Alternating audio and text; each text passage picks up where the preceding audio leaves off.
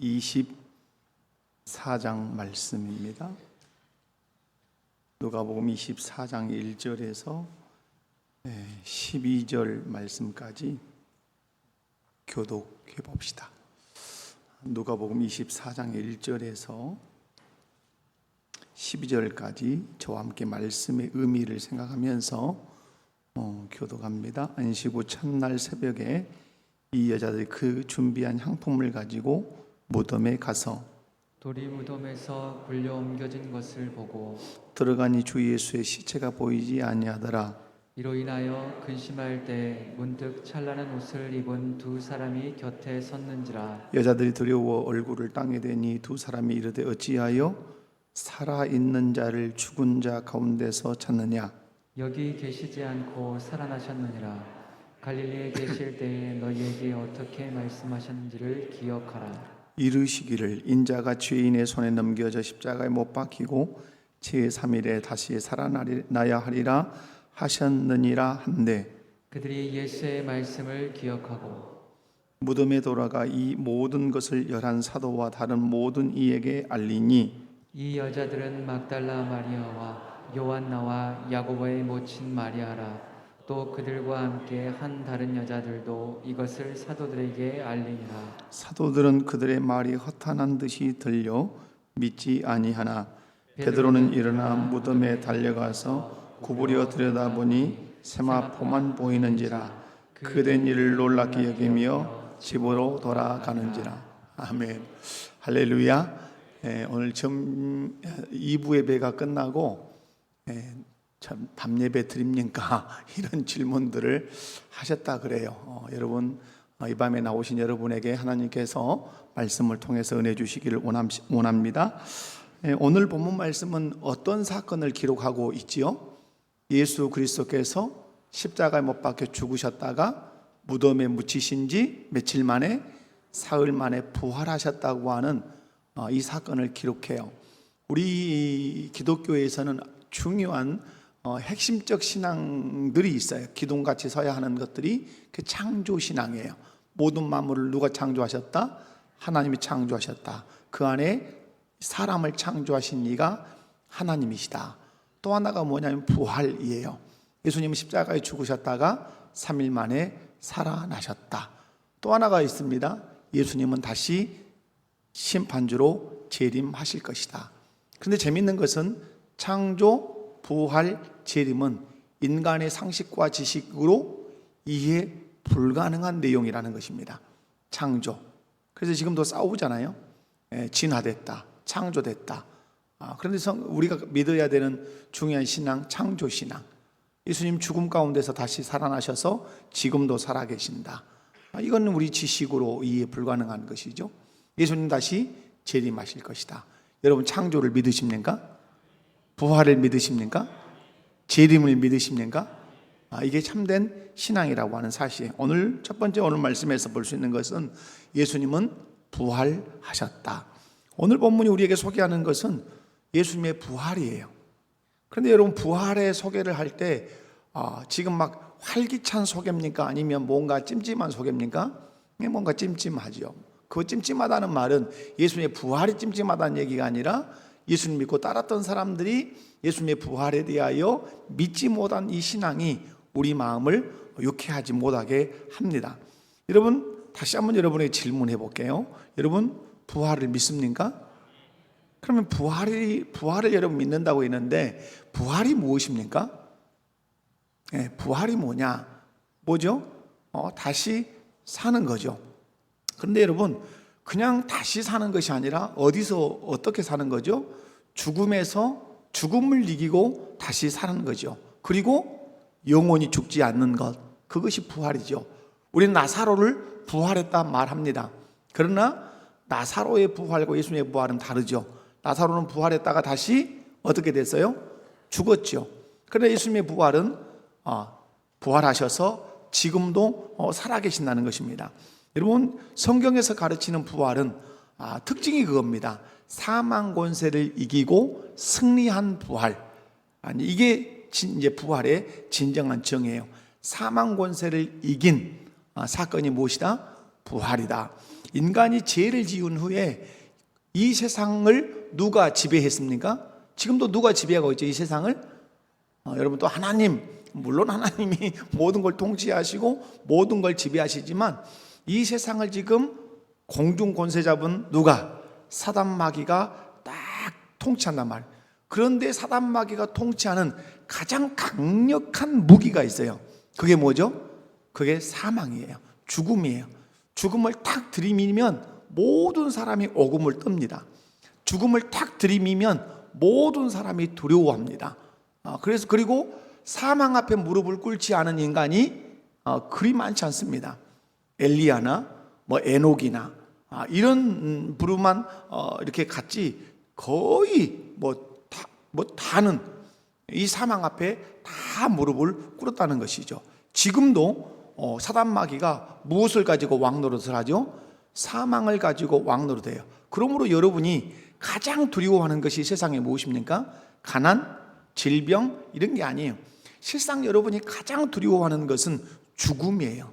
죽음 앞에 서면 그 누구도 오금을 떨지 않거나 그 누구도 두려움 앞에 사로잡히지 않을 사람이 없는 거예요. 그런데 이 죽음을 가지고 우리를 위협하는 존재가 누구라는 거죠? 사단 마귀라고 하는 사실이죠.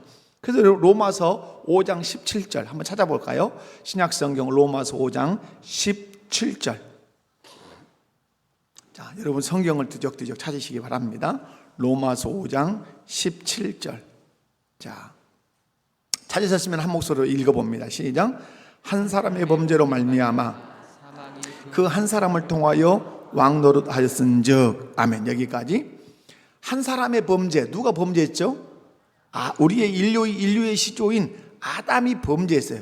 그 범죄로 말미암아 사망이 그 한 사람을 통하여 계속 후대에게 그 사망이 내려왔는데, 그 사망이 사람들에게 무슨 노릇을 했어요? 왕 노릇을 했다. 지금도 그 사망이 왕 노릇을 하고 있어요. 언제까지 왕 노릇 할까요? 예수님 재림하실 때까지 이 사망은 왕 노릇을 할 거예요. 그런데 그 왕 노릇 하던 사망 권세를 이기고 승리한 사건이 무엇이다? 그것이 부활 사건이에요. 그러니까 여러분, 사단 마귀가 사망, 죽음을 가지고 왕 노릇 했는데 그 왕 노릇 하던 사망을 이기고 승리했다는 말은 누구를 꺾었다는 거죠? 왕을 꺾었다는 거예요. 아담이 범죄한 이후에 왕이 누구냐면 사단이에요. 그 사단이 뭘 가지고 왕 노릇 했다고요? 사망은, 죽음을 가지고 왕 노릇 했어요. 그런데 예수님이 오셔서 그 사단의 머리를 십자가 부활로 완전히 깨뜨리시고, 여러분 승리해서 누가 진짜 왕이다? 예수님이 진짜 왕이다. 그래서 여러분 로마서 5장 17절 그 이유를 읽어보면 이렇게 되어 있죠. 더욱 은혜와 의의 선물을 넘치게 받는 자들은 한 분 예수 그리스도를 통하여 생명 안에서 못 노릇하리라. 왕노릇. 여러분, 마귀는 사망 가지고 왕노릇 했지만 예수는 무엇을 가지고 왕노릇 하신다? 생명 가지고 왕노릇 하신다. 아멘이십니까? 그래서 예수님께서 오신 이유를 설명하실 때 나는 너희에게 무엇을 주러 왔다? 생명을 주러 왔다. 더 풍성하게 하려고 왔다. 이렇게 말씀했어요. 그러므로 여러분, 사단 마귀에게 붙들려 있으면 늘 사망의 종노릇 해야 되지만 예수 그리스도를 구주로 믿으면 생명 주시고 그 생명으로 우리를 생명을 가지고 왕노릇 하시기 때문에 우리가 생명 안에서 풍성함을 누릴 거예요. 그래서 여러분, 부활로 승리를 이렇게 믿는, 부활의 승리를 믿는 사람들의 외침이 있고 고백이 있어요. 여러분, 신약성경 이제 로마서 뒤에 고린도전서가 있어요. 고린도전서 15장 55절에서 57절을 한번 찾아봅니다. 고린도전서 15장은 별명이 있죠. 무슨 장이라? 부활장이라. 자, 고린도전서 15장 55절에서 57절을 한 목소리로 읽습니다. 시작. 사망아, 너의 승리가 어디 있느냐? 사망아, 내가 쏘는 것이 어디 있느냐? 사망이 쏘는 것은 죄요, 죄의 권능은 율법이라. 우리 주 예수 그리스도로 말미암아 우리에게 승리를 주시는 하나님께 감사하노니. 아멘. 바울은 부활의 복음을 지금 외치고 있지요. 사망아, 너의 승리가 어디 있느냐? 예수님이 부활하시기 전까지는 누가 계속해서 승리했죠? 사망이, 사단 마귀가 사망 권세를 가지고 계속해서 왕노릇했는데 그 코를 딱 꺾는 사건이 있었단 말이에요. 사망 가지고 내가 왕이다 하고 주장하던 이 사단의 코를 완전히 꺾어놓는 사건이 무슨 사건이었다? 예수님의 부활 사건. 그래서 바울 사도는 예수 그리스도의 부활을 경험한, 목격한 부활의 증인으로서 예치는 거예요. 사망아, 너의 승리가 어디 있느냐? 지금까지 네가 사망을 가지고 왕노릇하며 네가 승리했다고 외쳤는데 예수님이 십자가에 죽으시고 무덤에 묻히셨다가 3일 만에 부활하심으로 사망 권세를 깨뜨리시고 승리하심으로 바울은 외치는 거예요. 사망아, 너의 승리가 어디 있느냐? 있다 없다? 없다 이 말이에요. 없다. 여러분도 외치셔야 되죠. 사망아, 너의 승리가 어디 있느냐? 저는 그래서 이제 화장장에 가서 장례식을 마지막 하관 예배 이렇게 하잖아요. 그러면 거의 이 말씀을 제가 많이 전합니다. 여러분, 사람이 죽어서 화장장에 화로로 들어가면 나중에는 한 줌의 재로 나옵니다. 사망이 완전히 이 사람을 집어삼켜버린 것이죠. 그때 우리는 절망하고 애통해하고 비통해합니다. 그럼에도 불구하고 보아야 되는 것이 무엇입니까? 지금은 네가 이긴 것 같지만 이미 예수 그리스도께서 십자가에 죽으시고 무덤에 묻히셨다가 3일 만에 부활하심으로 이미 사망 권세는 패배했다. 이미 예수 그리스도가 사망 권세를 이기고 승리하셨다. 이 승리의 완성이 반드시 있을 것인데 언제 있을 것이다? 예수님 재림하실 때 있을 것이다. 그것을 보고 우리가 하나님 나라를 소망해야 되는 것입니다. 한 줌의 죄, 사망 권세가 집어삼켜버린 그 인생을 보고 그 당신은 슬퍼할지 모르지만 그것을 뛰어넘어서 마지막 우리 주님 재림하실 날 우리도 외치며 일어서겠죠. 사망아, 너의 승리가 어디 있느냐? 사망아, 너의 쏘는 것이 어디 있느냐? 하면서 우리가 승리의 부활, 생명의 부활을 할 것을 기억하고 소망하며 그렇게 살아야 되겠지요. 사랑하는 성도 여러분, 부활이 어떤 것인지 57절에서 이렇게 고백을 하죠. 우리 주 예수 그리스도로 말미암아 우리에게 무엇을 주시는, 승리를 주시는 하나님께 감사하노니. 그런데 승리를 누구로 말미암아 주셨죠? 예수 그리스도로 말미암아 주셨다. 이 말은 뭐죠? 예수 그리스도가 3일 만에 부활하신 것이 사망 권세를 깨뜨린 승리인데 그 승리가 내 승리가 됐다 이 말이에요. 예수 그리스도로 말미암아라는 말은 예수님이 사망 권세를 이기고 승리해 놓으셨는데 그것이 내 것이 되도록, 내 것으로 말미암도록 되는 것이 뭐죠? 그 중간에 놓여 있는 것이 믿음이죠. 예수님이 내 죄를 위해서 십자가에 죽으셨다. 그리고 무덤에 묻히셨다. 그리고 나를 사망 권세에서 부활하시기 위해서 그분이 첫 열매로 승리하셨다. 나는 그 예수님을 믿는다 라고 고백할 때 주님의 부활이 내 부활이 되고 주님의 승리가 내 승리가 된다는 사실입니다. 사랑하는 성도 여러분, 예수님의 사망 권세를 이기고 부활하셨음을 여러분 믿으십니까? 여러분도 마지막 날에 사망 권세를 이기고 부활할 줄로 믿으십니까?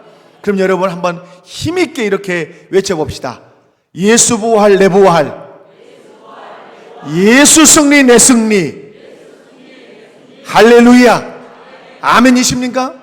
여러분, 이 세상은 그 어떤 종교도 다 죽음 앞에 다 절망합니다.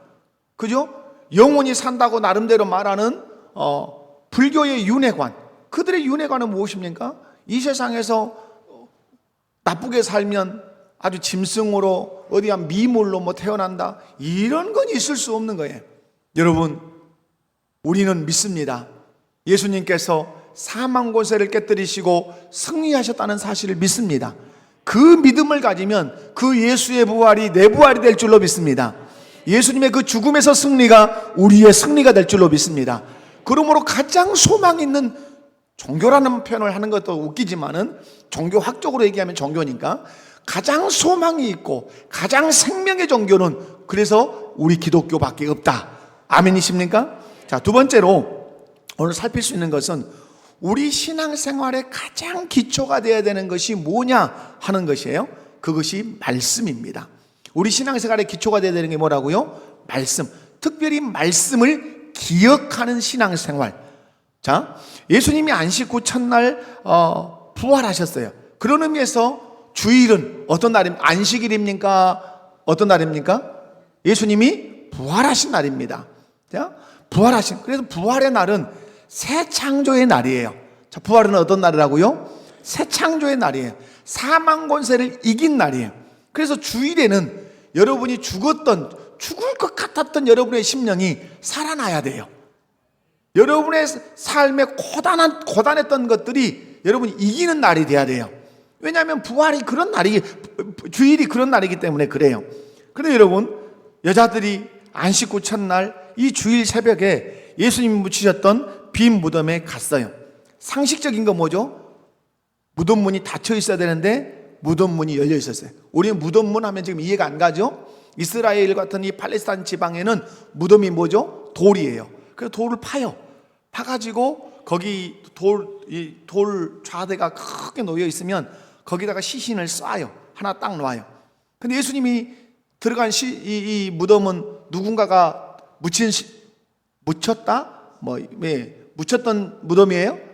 새 무덤이죠. 그리고 부자의 무덤이죠. 아리마대 요셉의 무덤이란 말이에요. 근데 이 팔레스타인의 이 시신 장례법은 뭐냐면 굴이 있고 그 다음에 이제 돌 문이 있죠. 그러면 안에 들어가면 이렇게 책상 같은 걸로 돌이 책상처럼 딱 이렇게 돼 있어요. 거기다가 첫 번째 시신을 딱 올려놓아요. 그러면 우리처럼 썩지 않고 말라요. 왜? 거기는 습도가 우리는 있기 때문에 썩는 것이고 팔레스타인 지방에는 습도가 없어요. 바람이 막 통하면서 사람이 그래 미라라고 하는 것이 그래서 생기는 거죠. 그리고 계속해서 그 자리에다 이렇게 내려놓고 올려놓고 이렇게 하는 거예요. 그래서 한 묘실에 들어가는 거예요. 여러분, 아브라함의 묘실에 여러 사람이 들어가잖아요. 그러니까 우리로 얘기하면 한 무덤에다가 계속 여러 시신을 넣는 거예요. 우리는 그게 불가능하죠. 한 봉에다가 하나뿐이지 다른 걸 이렇게 넣지는 않아요. 근데 팔레스타인은 한 무덤에 계속 들어가는 거예요.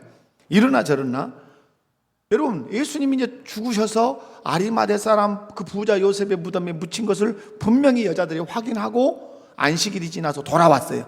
돌아왔는데 무덤 문이 열려 있고 그 무덤에 시신이 있어요, 없어요? 없어요. 이게 큰일 난 거죠. 여러분, 상식적인 건 뭐죠? 무덤에 시신이 있어야 된단 말이에요. 여인들이 빈 무덤을 보았을 때 두려웠어요.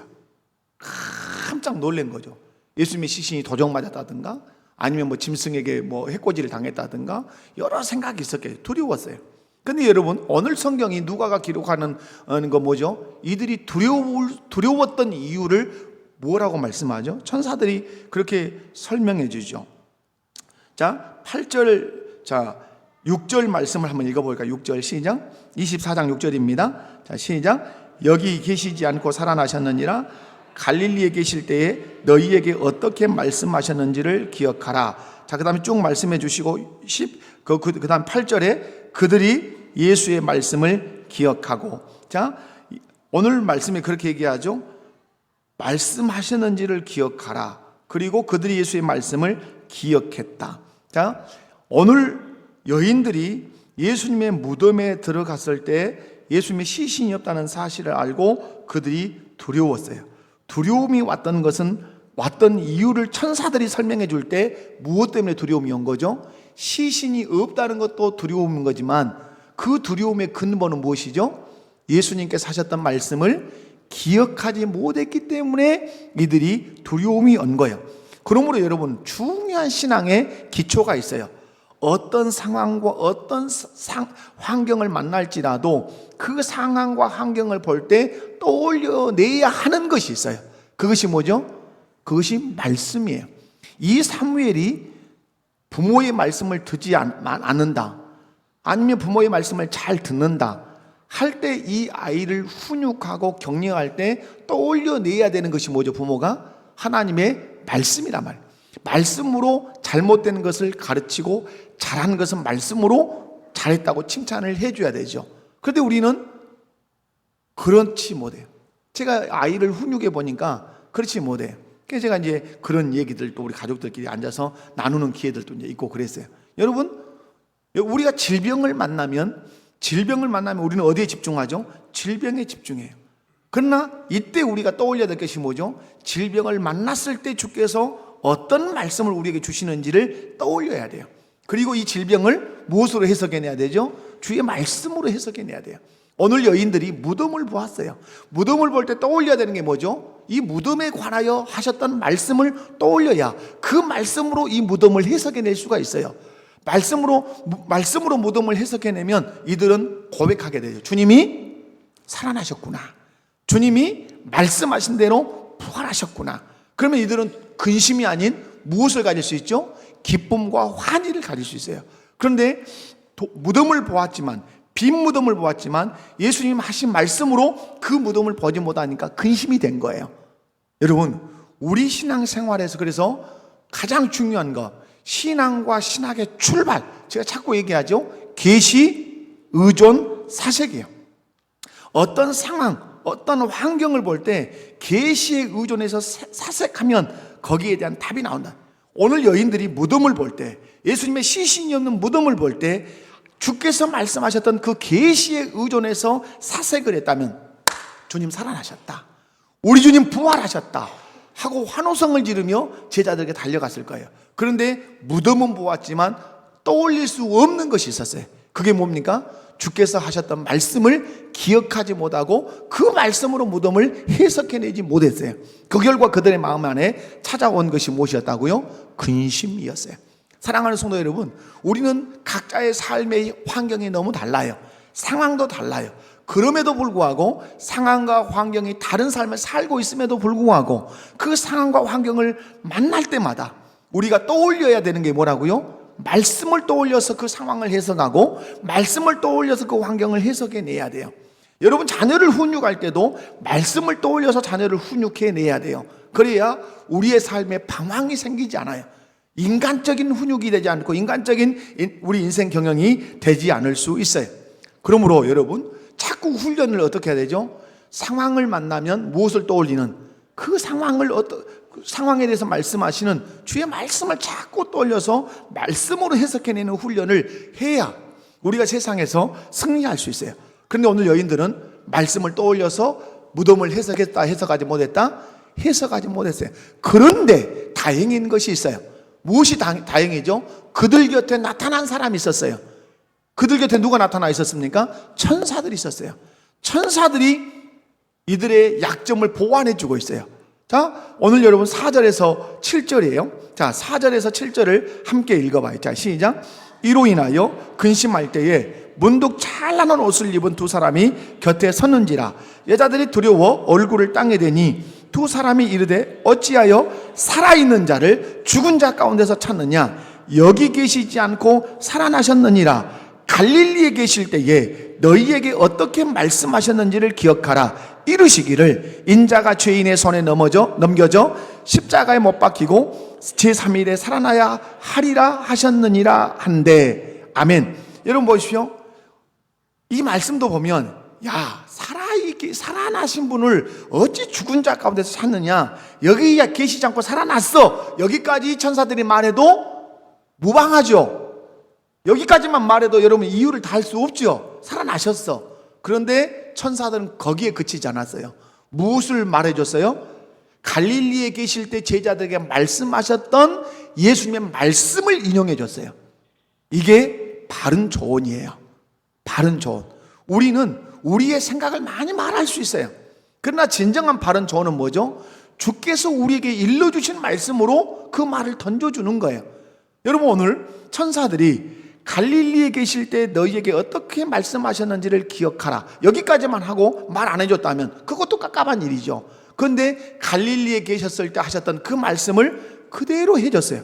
이르시기를 인자가 죄인의 손에 넘겨져 십자가에 못 박히고 제3일에 다시 살아나리라 하셨다 하신 말씀을 딱 던져주니까 이 여인들이 그 말씀이 기억났어요. 우리는 연약해서 들었던 말씀도 잊어먹을 수 있어요. 망각할 수 있어요. 그런데 신기한 것은 잊어먹고 망각한 것 같았던 말씀이라 할지라도 들었던 그 말씀이 망각한 것 같고 잊었던 것 같아 할지라도 누군가가 그것을 다시 재론해주면 아하, 그렇지요 라고 할 수 있습니까? 없습니까? 있어요. 이것이 우리의 신비함이에요. 그죠? 들었던 주님이 우리에게 하셨던 말씀을 우리는 잊어버린단 말이에요. 전혀 안 들은 것 같이. 그런데 누군가가 그때의 상황을 얘기하면서 그 말씀을 들려주면 다시 기억나는 이 기억이 우리에게 있어요. 이것이 우리에게 은혜고 오늘 여인들에게 은혜인 거예요. 여러분, 그러므로 교회 안에 있어야 할 사람들이 누굽니까? 말씀을 일러주는 사람, 말씀을 가르쳐주는 사람이 필요해요. 제가 우리 이제 주일학교 이야기를 듣죠. 유치부, 유초동부, 오늘 유치부 애들 참 제가 처음에 오늘 그 율동이라도 좀 하요 애들이. 그러니까 저기 앉아서 가만히 보면 가만히 애들이 이렇게 섰다 이 말이에요. 어미 고생한다 너희들은. 찬송 글씨도 몰라서 찬송도 따라 못 부르지. 그죠? 뭐 가만히 지네들끼리 장난 맞죠. 오늘 임양주 권사님 나오셔가지고 율동하니까 얘들 율동도 따라, 아이고 그래도 뭔가 또 발견했는 모양이다, 그냥 두지는 말자 하고 율동도 이렇게 시키고 해서 좋기는 이제 이렇게 합니다. 여러분, 지금 우리 유치부, 유초등부, 중고등부 우리 얘기 이렇게 이제 들어보면 뭐 중고등부는 좀 뭐 유치부도 뭐 그런 것 같은데 유초등부의 아우성이 뭐냐면 교사가 부족하다고 교사들도 저를 만나면 그렇게 얘기하고 사역자도 저를 만나면 그렇게 얘기를 하고, 그래서 오늘 우리 이제 당의 단톡에 한 분의 교사를 또 임명하는 이제 이렇게 결의를 했어요. 우리 이제 교사를 임명하거나 성가대원을 임명하면 당의 결의로 이렇게 이제 임명을 하잖아요. 이제 임명을 하기로 이제 결의를 했어요. 여러분, 교회 학교 교사들이 교회에 많아져야 되겠죠. 아멘이십니까? 많아져야 돼요. 여러분, 한 반이 막 12명, 막 13명 돼가지고 한 교사가 그걸 다 지탱하기 힘들어서 어렵다면 그것도 안 되는 거잖아요. 여러분, 교회 학교 교사가 많아져야 돼요. 아멘 합시다. 교회 학교 교사가 많아져야, 교회 학교 교사로 자원자가 많아져야 그 교회가 소망이 있는 거예요. 여러분, 우리 말에 교육은 몇 년 되게요? 100년지 되게란 말. 100년을 내다보고 교육하는 거예요. 교육. 여러분, 그런 의미에서 교사들이 많아. 오늘 이 여인들이 빈 무덤을 보고 근심하고 있을 때 그 근심을 기쁨으로 바꿔준 사람들이 누구죠? 천사들이에요. 천사들이 어떻게 이 여인들의 근심을 기쁨으로 바꿔줬죠? 말씀을 기억나게 해준 거예요. 말씀을. 여러분, 오늘 우리 곁에 근심하는 사람, 슬픔 가운데 빠져 있는 사람들이 우리 곁에 많이 있을 수 있어요. 자기 인생에 고뇌와 고민이 있는 분들이 많이 있을 수 있어요. 이때 필요한 사람이 누굽니까? 오늘 본문에 나오는 누구 같은 사람들? 천사 같은 사람들이 필요하죠. 무엇을 일러주는 사람? 하나님의 말씀을 일러주는 사람.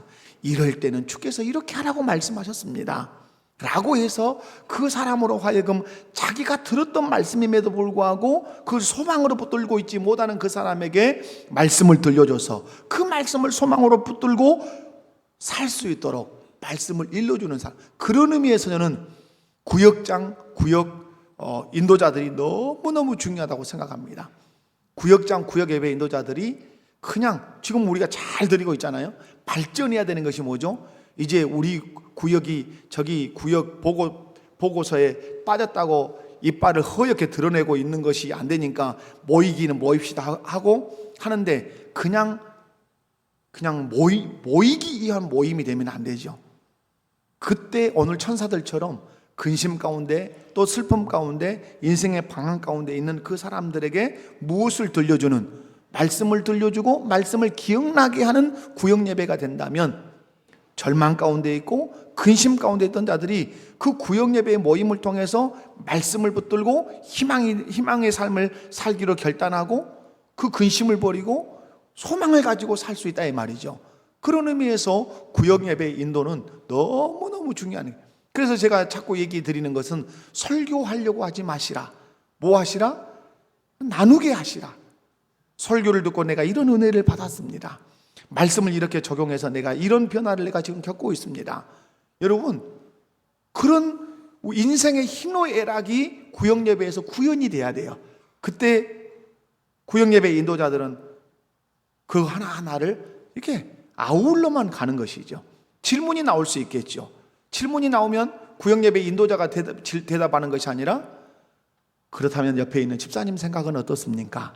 하고 서로가 한번 그 질문에 대답해 보게 하는 그런 구역 예배. 그러면 구역 예배가 어째요? 내 삶을 나누고 그러다가 눈물도 흘리고, 그죠?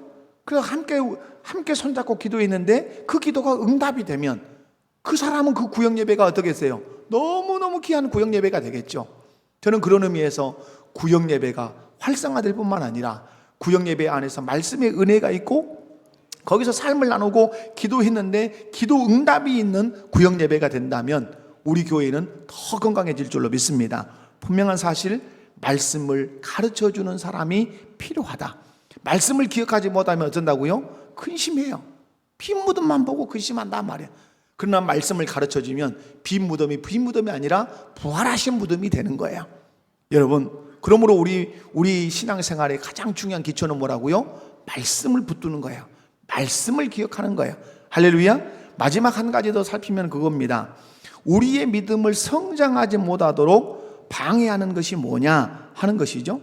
신앙생활하는 성도는 반드시 신앙이 성장하고 또 성숙해야 돼요. 그런데 여러분, 재밌는 것은 수십 년이 지나도 신앙이 성장도 성숙도 하지 못하는 분들이 있어요.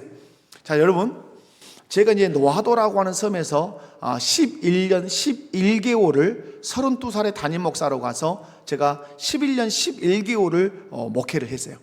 그러니까 그 섬이니까 제가 막 갔을 때 전복 양식이 막 이렇게 막 시작해서 이제 활성화되려고 하는 때였어요.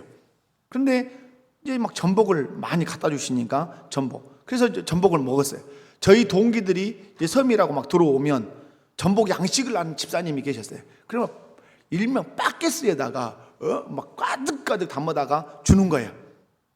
목사님 이거 목사님 친구들 오셨는데 고 드시고 삶아 드시고 쪄 드시고. 그러니까 우리 저희 동기 목회자들이 평생 먹을 전복을 먹었다 이렇게 고백을 할 정도예요. 예. 그런데 재밌는 거지. 전복이라고 하는 것이 바다에서 긁어다가 키우는 거 아니잖아요. 전복의 씨앗을 집회장에서 이렇게 키워요. 키우는데 그 전복이 이제 그 집회장에서 작은 이만한 전복들을 뭐 200원, 뭐 300원, 500원 이렇게 해서 사다가 전복 넣는단 말이에요. 그런데 어떤 것이 이렇게 3년이 되면 이렇게 커지는데 어떤 것은 여전히 다시마만 먹고 안 크는 전복이 있어요. 그런 것들은 이 어부들을 좀 성가시게 하는 것이죠. 그러면 곤란해서 어떻게 장조림 이렇게 하죠.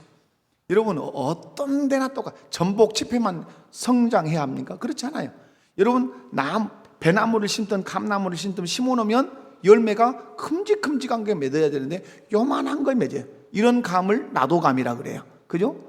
이런 감나무는 인기가 없어요. 우리 주님에게도 나도감처럼 자라지 않는 전복처럼 그렇게 성장하지 않고 성숙하지 않는 것은 주님의 마음을 애타게 할 뿐이에요. 그러면 왜 신앙이 성장하지 못하는지 유심히 들여다보면 왜 성장하지 않을까요? 신앙이 성장하지 않는 이유가 뭘까요? 1. 교회가 밥을 안 준다. 2. 목사가 설교를 못한다. 3. 믿어지지 않는다.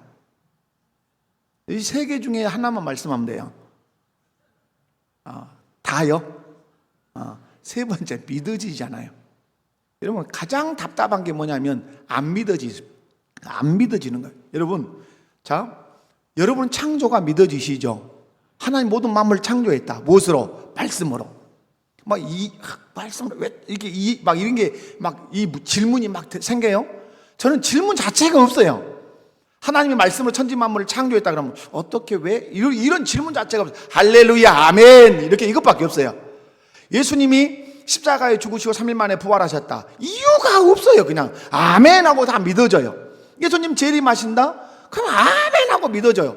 이유할 것도 없고 토달 것도 없고 질문할 것도 없어요. 왜? 그냥 다 믿어지니까. 근데 문제는 뭐예요? 너는 믿어질지 모르지만 나는 안 믿어져 하는 사람이 있어요. 이 사람은 안 믿어지니까 성장이 안 되고 성숙이 안 되는 거예요. 그러니까 가장 신앙생활에서 답답함을 가지고 있는 사람이 누굴까요? 교회는 나오는데 안 믿어져요. 그러니까 여러분, 안 믿어진다고 할 때 여러분 이런 표현을 하시면 안 돼요. 뭐가 안 믿어진다고 그랬었냐고 그러시면 안 돼요. 믿음이라고 하는 것은 자기가 갖고 싶어 갖는 게 아니에요. 오늘 낮 예배처럼 하나님이 그에게 무엇을 주셔야? 은혜를 주셔야 믿어지는 거예요. 창조가 믿어지고 부활이 믿어지고 재림이 믿어지는 것은 여러분이 머리가 똑똑해서 그런 게 아니에요. 바요나 시모나 내가 복이 있도다. 이를 알게 한 이는 하늘에 계신 아버지시니라. 아버지 하나님이 은혜를 주시니까 창조와 부활과 재림이 믿어지는 거예요. 그 사람은 왜 안 믿어져요? 아직 하나님의 은혜가 덜 미친 거예요. 그럼 우리가 그를 위해서 기도해야 되는 건 뭐죠? 하나님, 이 사람에게 뭘 주십시오? 은혜. 어떤 은혜? 믿어지는 은혜를 주십시오. 믿어지. 여러분, 분명한 것은 우리의 신앙이 잘하려면 그래서 믿어져야 돼요. 근데 우리의 신앙은 가만히 보면 우리의 상식과 우리의 경험과 우리의 지식을 뛰어넘는 거예요. 다시 우리의 신앙이 우리의 상식과 경험과 지식을 뛰어넘는다는 말은 우리가 믿어야 하는 내용은 우리의 상식과 우리의 경험과 우리의 지식을 뛰어넘는 것이에요. 그렇기 때문에 뭐가 필요한 거예요? 믿음이 필요한 거예요. 이거 믿음이 필요한 영역이에요. 이해의 영역이 아니라 무슨 영역이라고요? 믿음의 영역이에요. 제가 그래서 웨스턴에서 신앙 고백서 할 때도 그러죠. 이해되지 않는 것은 먼저 어떻게 해야 된다? 믿어야 된다. 믿고 순종하면 어떻게 되는 거다? 이해되는 거다. 그래서 제가 모세의 그 홍해 가른 얘기도 했잖아요. 홍해를 가를 테니까 모세야 네 손에 지팡이를 내밀어라. 그러면 홍해가 갈라진다. 상식과 경험과 지식으로 이해 가능한 얘기예요? 불가능한 얘기예요. 그런데 모세는 믿고 내밀었더니 갈라졌어요. 갈라지는 걸 보고 그는 이해가 된 거예요. 여러분, 이게 놀라운 신앙의 진리라고 하는 사실이에요. 그러므로 우리가 신앙한다고 하는, 믿는다고 하는 것은 다 상식, 경험, 지식을 다 뛰어넘는다는 거예요. 사람이 죽었다가 다시 죽었다가 사람이 부활한다? 상식으로, 경험으로, 지식으로 여러분 S 할 수 있습니까? 세상에다가 예수님이 죽었다가 3일 만에 다시 살아나셔서 지금도 영원히 살아계신다. 세상 사람들이 할렐루야, 아멘, 믿습니다. 이렇게 반응해 올 것 같습니까? 반응 못해요. 왜? 그들의 상식으로, 그들의 경험으로, 그들의 지식으로, 철학으로 그건 이해 불가능하기 때문에 그래요. 오늘 본문에 등장하는 제자들이 예수님의 부활을 믿지 못했던 근거를 얘기해요. 오늘 11절입니다. 11절을 한번 읽어봐요. 자, 시작. 참 예수님 입장에서는 깝깝하죠. 깝깝해. 여러분, 사도들은 그들의 말, 누구의 말이에요? 여자들의 말이에요. 여자들의 말이 어떻게 들려?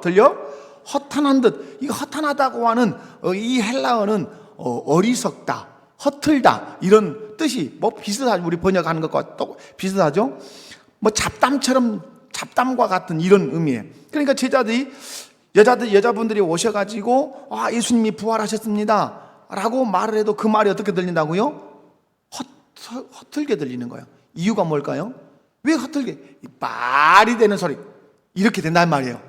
예수님 부활하셨어요. 그런데 제자들이 어떻게 한다고요? 말이 되는 소리를 해라. 이렇게. 왜 그러면 부활했다고 말할 때 제자들 말이 되는 소리를 해라 이렇게 반응하냐 이 말이죠.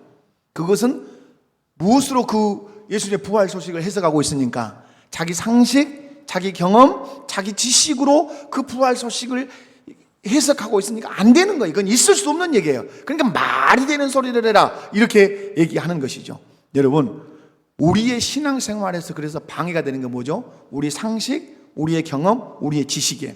여러분 자녀 중에 신앙이 성장하지 않아서 고민되는 분들이 여기 계실 수 있어요.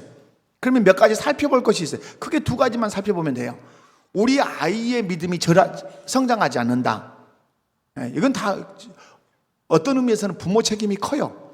자, 아이의 믿음이 성장하지 않는 중요한 것은 아이의 상식과 아이의 경험과 아이의 지식이 성경과 반하고 있기 때문에, 성경과 대척점을 이루고 있기 때문에 아이의 신앙이 성장을 안 해요. 자, 우리 부모님들이 아주 잘못하고 있는 영역이 있어요. 책을 많이 읽으면 좋다. 이게 일반적인 상식이에요. 그러나 이 상식은 통하지 않아야 돼요. 자, 우리 아이들이 뭘 많이 읽으면 좋다? 책을 많이 읽으면 좋다. 이렇게 생각을 일반적으로 해요. 그러나 이것은 성경적으로 지지할 수 없어요. 자, 여러분 아이들이 책을 읽을 때 어떤 책을 읽느냐는 대단히 중요해요. 자, 여러분 제가 민주화 시대 그죠? 6.29 선언 이런 걸 할 때 제가 대학 다녔던 사람이거든요. 그러면 운동권에 들어가면 사람들이 배우는 것이 뭐죠? 유물론을 배우죠. 유물론. 이 세상은 물질로 이루어졌고, 그죠? 이 물질 세계다. 그래서 유물론이 반대하는 건 뭐죠? 유신론을 반대하죠.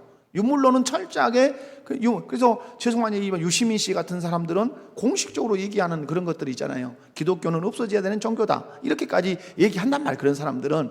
왜 그러죠? 그런 분들은 완전히 유물론 사상에 깊이 깃들어 있기 때문에 그런다고 저는 개인적으로 또 보기도 해요. 그러나 이러든 저러든지 간에 여러분, 유물론 사상을 학습을 하고 야학을 많이 해서 이런 걸 배우면 뭐가 배치되죠? 성경과 배치되는 사상을 막 접한단 말이에요. 그러면 성경으로부터 멀어지게 되는 거죠. 그러므로 여러분, 아이들이 책을 읽을 때는 많이 읽는 게 중요한 게 아니에요. 성경의 사상과 일치되는 책을 읽고 있느냐가 중요한 거예요. 그러므로 책을 읽힐 때는 반드시 부모님이 그 책을 먼저 보실 필요가 있어요. 이 저자가 누군가. 자, 제가 힐링 코드라고 하는 책 소개를 받았어요. 자, 들어봐요. 무슨 코드? 힐링 코드. 이 사람은 크리스찬이라고 해요. 크리스찬이라고. 근데 힐링 코드라고 하는 책 소개를 받아서 제가 이렇게 좀 검색도 해보고 그러니까 이 재밌는 거야. 기도하는 법을, 몸을 완전히 치료하고 새롭게 되는 기도 방식이에요. 보니까 김진홍 목사님이 둘의 어디 수도원에서 그걸 더 가르치더라고요. 또 그리고 성막의 대가인 강문호 목사님이 또 그걸 가지고 기도법을 가르치더라고요. 근데 제 아내와 이렇게 보면서 의문점이 들었어요. 기도를 할 때 손을 여기다 모으고 향하고 한번 기도를 하고 또 여기다 이렇게 손을 대고 이렇게 기도를 하고, 그러니까 제가 말했죠. 이런 것을 소개해 올 때 무엇을 떠올려라? 대답해. 첫 번째 제가 가르쳐줘요. 말씀을. 그렇게 기도하라고 하는 방식이 성경 안에 있는가? 그런 건 없죠, 우리 안에는. 그러다가 유튜브를 제가 쫙 펼쳤는데 재밌는 광경을 목격하는 거예요. 절에서 그걸 똑같이 하는 거예요. 어디서 한다고요? 절에서 해요. 똑같은 모습으로 똑같은 액션을 가지고 절에서. 그런데 그 절에서도 뭘 참고한 거죠? 힐링 코드라고 하는 이 책을 참고한 거예요. 그럼 여러분 봅시다. 절에서 이렇게 하는 방식으로 그들이 수양을, 명상을 해서 치료가 되는 거예요. 분명히 치료가 돼요.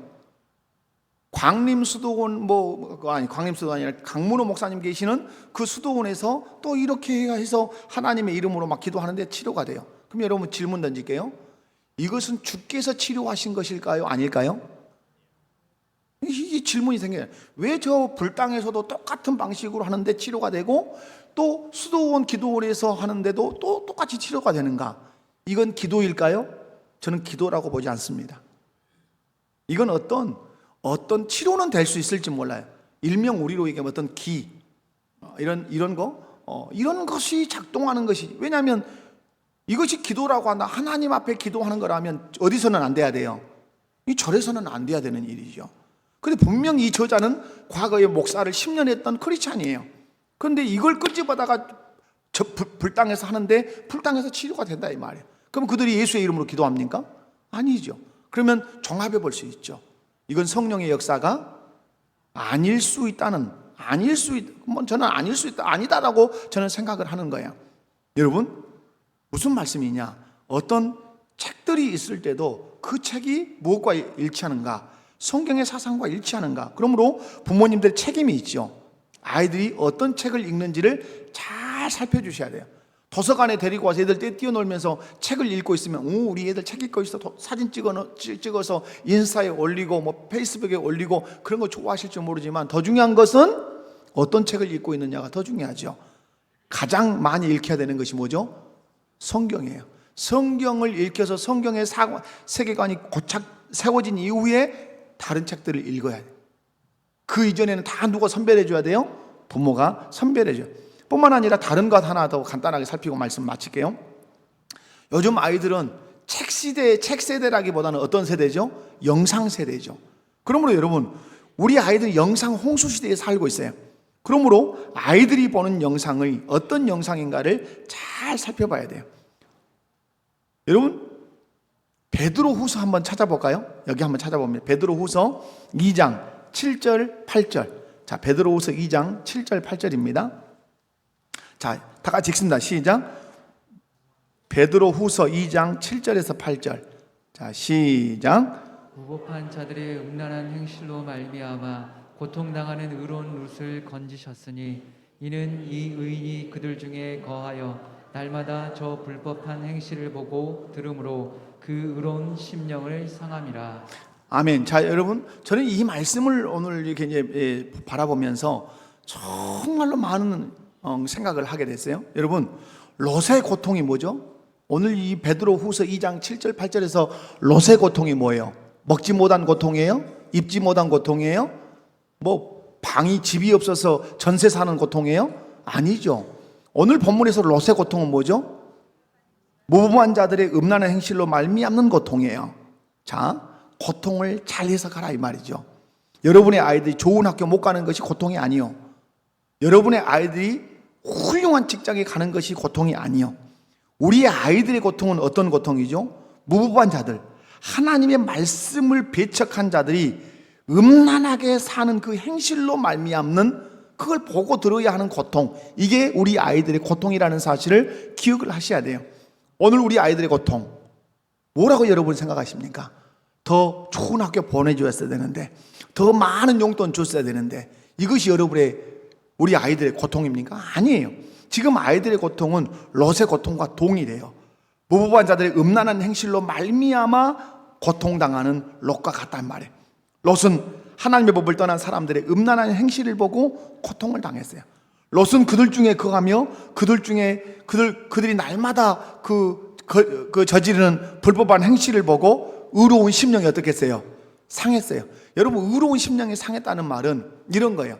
유리가 있어요. 유리창이 있는데 이 유리창에 기스가, 그 스크래치가 팍 나는 거예요. 유리창에 스크래치가 나면 밖을 내다볼 때 아름다운 자연 광경을 볼 수 있어요, 없어요? 없어요. 마찬가지로 롯이 의로운 심령이 음란한 것들로 막 스크래치가 남으로 말미암아서 그가 바른 걸 못 보는 거예요. 그래서 뒤에 가서 이런 어려움이 있는 것이죠. 오늘 우리 아이들의 고통은 다른 게 아니에요. 하나님의 법을 떠난 사람들의 음란한 행실을 보는 거예요. 뭘 통해서? 영상을 통해서 너무너무 많이 보는 거예요. 그게 아이들의 고통인데 우리 아이들은 그것이 고통인 줄 몰라요. 그리고 오늘 말씀에 있는 것처럼 그것을 범으로 자기의 의로운 심령이 상해요. 의로운 심령이 상하면 의로운 롯이에요. 그 의로운 심령이 상하면 나타난 특징이 뭘까요? 의로운 자처럼 살지 않아요. 그래서 제일 먼저 문제가 어디서 생길까요? 예배에서 생겨요. 예배에 집중을 못해요. 왜? 심령이 음란한 것들로, 무법한 자들의 그 음란한 행실로 그걸 보고 계속해서 들음으로 사고가, 하나님을 사랑하는 사고가 여기서 벗겨지고 사라지고 없는 거예요. 세상 사랑으로 음란으로 꽉 찌들어 있는 사람은 예배에 집중이 안 돼요. 그 영이 그렇게 돼버린 거예요. 그 영이 그렇게 병들어 버린 거예요. 그러므로 여러분, 아이들에게 핸드폰, 제가 이렇게 카페에 가 있으면 엄마들끼리 이렇게 모임을 하고 구역 모임을 할 때 뭘 들려주죠? 이 핸드폰을 들려줘요. 그럼 제가 이렇게 지나가면서 봐요. 이 손이, 초등학생들 손이 얼마나 민첩한지 몰라요. 이 하나의 손이. 그런데 이렇게 보면 대부분 뭘 보고 있을까요? 여러분, 아이들이 이 핸드폰으로 대부분 뭘 볼까요? 유튜브를 보죠. 유튜브는 어느 하나만 보게 하지 않아요. 수없는 타 내용들이 주변에 확 막 떠요. 그러면 아이들은 이 눈이 볼 게 너무 많은 거예요. 그래서 여기서 헤어날 수 있을까요? 결코 헤어날 수 없어요. 이것 보다가 옆에 보면 다시 글이 들어가요. 그것 보다가 다시 다른 거 보면 다시 다른 것으로 들어가요. 그러면서 의로운 심령이 상하고 성경적인 가치관과 세계관은 무너지고 세속적 가치관과 세계관으로 짱짱하게 무장해요. 그래서 누구를 떠나죠? 하나님을 떠나고 신앙을 떠나게 되는 거예요. 여러분, 그러므로 교회가 해야 하는 일이 무엇이고 부모님들이 해야 할 일이 무엇이라고 생각하십니까? 그것은 우리 아이들에게, 또 청소년들에게, 청년들에게, 성도들에게 바른 것을 보여주고 들려주려고 하는 고민이에요. 우리는 어떻게 하면 그러면 우리 아이들을 거기서 건져낼 건가? 그 소돔성에서 하나님께서 롯을 건져냈던 것처럼 우리 아이들을 어떻게 하면 그것에서 건져낼 것인가, 우리 기성세대가 고민하고 거기 투자해야 돼요. 아멘이십니까? 거기에 오늘 우리 박경 집사님 이제 카톨릭대 교수로 이제 이렇게 전임하셨지 않습니까? 그런데 오늘 세 사람이 카페를 왔는데 한 처자가 강원도 속초 처자가 왔어요. 근데 이 처자가 이제 기숙사에 사는데 명절 때니까 기숙사 때요. 다 문 닫고 다 집에 가라 한 거죠. 근데 속초니까 너무 멀어서 못 간 거예요, 이제. 그래서 이제 친구 하숙집에, 친구는 고향 가고 하숙집에 있으니까 하숙집 주인이 좋아하겠어요, 안 좋아하겠어요? 안 좋아하죠. 왜 너 남의 집에 너 나가라, 쫓겨내는 것이죠. 그래서 그런 이유를 얘기해요. 근데 제 안에 있는 소망이 하나가 있었어요. 지금도 있어요. 학숙을 만들어 주는 거예요. 뭘 만들어 준다고요? 학숙. 멀리서 그렇게 온 아이들이 이 교회에서 먹고 잘 수 있는 기숙사 같은 그런 걸 만들어 주는 거예요. 그래서 2인 1실 이렇게 써서 거기서 먹고 자고, 그리고 예배 드리고 교회 봉사하고, 이런 것들을 만들어서 이렇게 멀리서 온 아이들이 방황하지 않도록. 얼마나 여러분 남의 집에서 남의 친구가 그 하숙하는 그 집에서 신발 모르게 넣어놓고 없는 것처럼 그냥 들켜가지고 나가라고 하니까 얼마나 민망해. 교회에 잘 방이 없냐 이 물어본단 말이에요, 박경 집사님이. 그런데 정말로 숙식이 가능한 방은 없죠. 하룻밤 유숙하고 갈 수 있는 곳은 있을지 모르지만은, 그래서 하나님이 내 마음에 주셨던 것들이 이런 거였구나, 그런 생각을 하게 된 거예요. 여러분 꿈꿉시다. 아멘. 그런 것들이 우리 안에 꿈으로 소망으로. 그래서 방황하고 있는 우리 아이들도 무엇을 보여줄 건가, 무엇을 들려줄 건가 고민해서 훨씬 성경적인 것들을 많이 보여주는 교회. 그래서 세상적인 것을 보지 않아도 훨씬 경건한 것들을 볼 수 있는 것들이 많은 교회. 그래서 우리 아이들의 그 사고가 하나님을 사랑하는 사고로, 하나님을 경외하는 그 사고로 잘 무장되도록 그렇게 가르치는 교회가 됐으면 좋겠습니다. 여러분, 예수님 부활하셨습니다. 아멘. 우리 신앙의 기초는 무엇이어야 합니까? 말씀이어야 합니다. 그리고 우리 신앙을 성장하지 못하도록 방해하는 것이 무엇입니까? 내 경험, 내 상식, 내 지식. 이런 것들을 잘 내려놓으셔야 돼요. 자, 기도하겠습니다. 하나님 감사합니다. 길게 말씀을 전했습니다. 이 말씀을 마음에 잘 새기는 우리 목포교회 모든 성도들 되게 해주시고, 다음 세대에 우리가 뜻을 두고 다음 세대들을 그 소돔성에서 건져내듯이 우리가 건져내게 하시되, 부활의 주님을 믿고 어떤 상황과 환경을 바라보든지 말씀으로 해석해낼 줄 아는 그 능력 있는 다음 세대를 길러내고, 뿐만 아니라 신앙을 성장하지 못하게 하는 우리의 상식, 우리의 경험, 우리의 지식들을 내려놓을 수 있는 주님의 절대적인 은혜가 베풀어지는 교회가 되도록 은혜를 베풀어 주옵소서. 예수님의 이름으로 기도하옵나이다. 아멘. 자, 옆에 분